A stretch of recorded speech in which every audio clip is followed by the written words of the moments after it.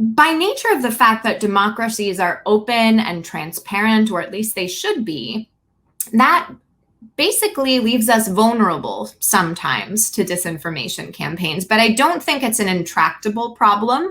I think democracies can be resilient to disinformation if we are on the offensive, if we recognize that this is a problem and we are actively pushing back against it. And I don't mean pushing back in terms of fact checking everything. That would be anti-democratic. So would blocking certain media platforms or blocking certain content. I would not want to see that happen in any democracy. But what I would like to see is empowering our citizens on an individual basis, putting students through information literacy curriculum and trying to reach voting age populations with that same curriculum as well. I'm sure viewers are aware of some older adults in their family that don't know that their Facebook or Instagram feeds are curated for them. They think they see everything, but actually that information is highly targeted to keep you engaged with the platform. Often that means more enraging content on these social media platforms. So that sort of informational awareness can act as a buffer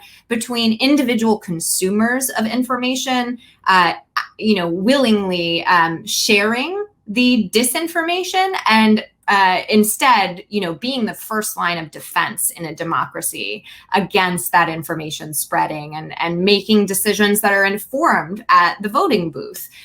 Frankly, disinformation is going to be most successful in a society that doesn't have a tradition of open public discourse and free expression, like the former Soviet Union was, because you're not allowed to question those narratives. And the fact that we are able to debate is something certainly that we should protect and hold on to and keep expressing our opinions, because at its core, that's what democracy is about. But we do have to have some sort of shared truth. And I think that's where regulatory responses are going to come into play. We've not really seen robust democratic regulatory responses to the extent that I think we should see them yet. We've seen Germany try a counter fake news bill that unfortunately has led to a lot of content being taken offline by the social media companies. Brazil is also playing with a counter disinformation bill that is, I believe, in Congress, their Brazilian Congress as of 2021, but has